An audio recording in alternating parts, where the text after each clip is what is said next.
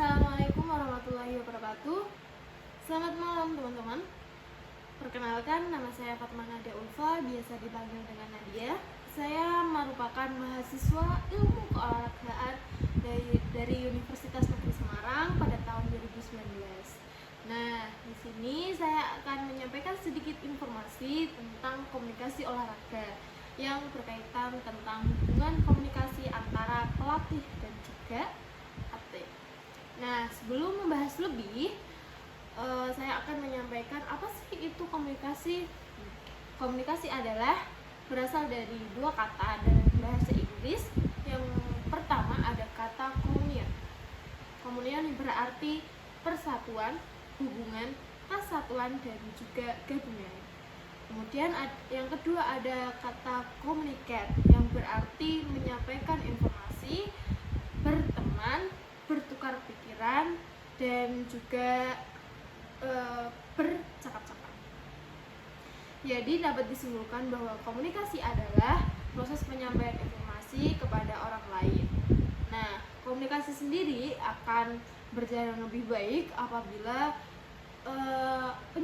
sebagai orang yang menyampaikan informasi dan juga orang yang menerima informasi tersebut saling perhatian dalam maksud mengetahui apa pesan yang terkandung dalam informasi tersebut.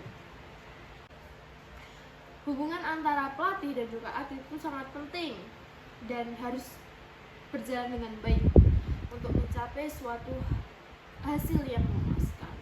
Nah, di situ perlunya adanya komunikasi.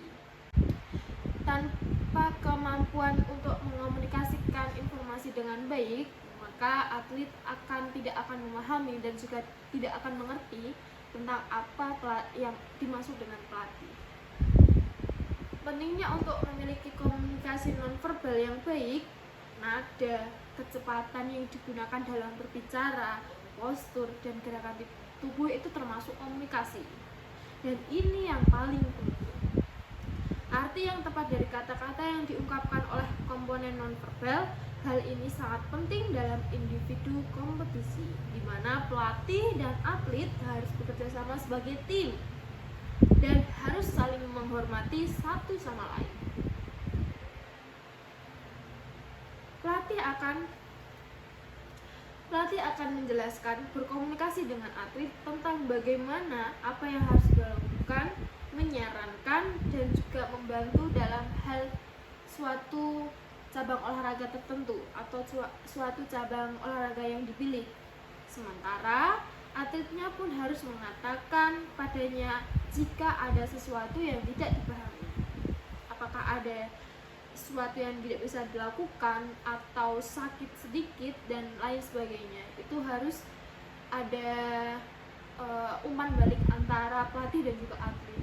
Jadi komunikasi akan berjalan lebih baik apabila yang memberi informasi dan juga yang menerima informasi itu paham apa yang dimaksud dalam informasi tersebut. Nah, komunikasi ini harus ada juga namanya feedback atau umpan balik. Jika pelatih menanyakan sesuatu atau pelatih menyuruh sesuatu, jika atlet tidak tahu atau tidak bisa melakukan, bisa bertanya. Nah, itu terjadi komunikasi yang sangat baik. Itu sangat perlu dalam semua cabang olahraga yang ada di sekitar kita. Jika perilaku pelatih dan ekspresi wajah menunjukkan tanda-tanda perhatian secara otomatis akan menyebabkan seperti respon kepada atlet. Berarti atlet bisa merespon dengan baik apabila seorang pelatih menyampaikan suatu informasinya pun dengan baik, dengan cara halus dan juga tidak mentak-mentak, nah sebagainya. Orang sering mendengar bahwa apabila suatu atlet mendapatkan hasil yang memuaskan, biasanya terdapat pelatih yang berjasa. Mereka akan memotivasi, membantu, dan juga menyarankan apa yang terbaik untuk atletnya. Nah, disitulah atlet merasa bahwa pelatihnya sudah berjasa bagi kita. Pelatih bisa sangat aktif bisa membuat banyak suara, berteriak, gelombang tangan, bersorak pada semua cara yang membantu atlet, tetapi sering lebih baik komunikator yang diam-diam menonton kompetisi, berkonsentrasi pada setiap saat agar tidak kehilangan sesuatu yang tidak dapat menjadi sangat penting.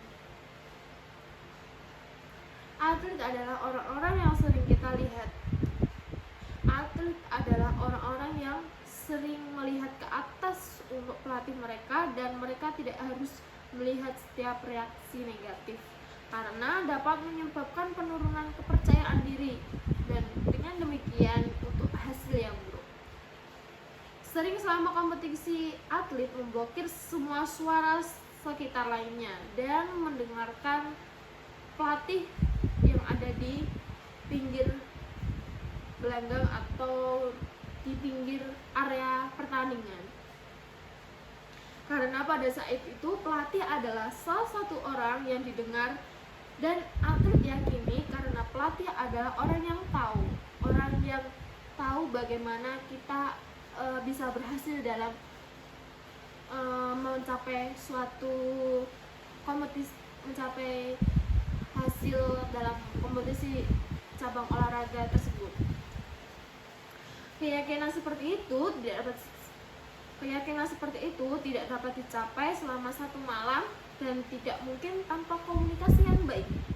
Namun tidak hanya penting yang pelatih mengatakan atletnya, tetapi juga cara pelatih bagaimana menafsirkannya. Artinya, bagaimana mendengar semua petunjuk ini, bagaimana menerima dan akhirnya bereaksi terhadapnya. Kata-kata pelatih dapat merangsang dan mendorong, tetapi jika atlet dipahami kemudian salah, atlet dapat kehilangan kepercayaan dirinya karena kekurangan hasil. Oleh karena itu, penting untuk memiliki hubungan yang dikembangkan dengan baik, komunikasi yang baik antara pelatih dan juga atlet, sehingga situasi semacam ini tidak akan terjadi. Sedangkan konsep dari komunikasi interpersonal sendiri merupakan komunikasi timbal balik yang terjadi di antara dua orang yang memiliki sebuah relasi, dua orang yang saling berhubungan. Faktor emosi memiliki pengaruh sehingga menentukan si pelatih saat menyampaikan isi pesan terhadap kedua atletnya. Kemudian di sini ada macam-macam komunikasi interpersonal antara pelatih dan juga atlet. Yang pertama ada komunikasi interpersonal sebagai keterbukaan pelatih dan juga atlet. Nah, keterbukaan merupakan hal yang penting adanya suatu komunikasi atau sebuah proses komunikasi yang efektif. Kemudian yang kedua, ada komunikasi interpersonal sebagai empati pelatih dan atlet. Dalam komunikasi interpersonal, pelatih juga harus memiliki sikap empati, di mana sikap empati merupakan salah satu cara memahami perasaan orang lain serta mampu menempatkan dirinya di posisi orang lain. Kemudian yang ketiga ada komunikasi interpersonal sebagai sikap mendukung pelatih dan atletnya. Sikap mendukung antara pelatih dan atlet dalam proses latihan adanya hubungan komunikasi interpersonal yang lancar di mana terdapat sikap mendukung. Komunikasi yang terbuka dan empatik tidak dapat berlangsung dalam suasana yang tidak mendukung.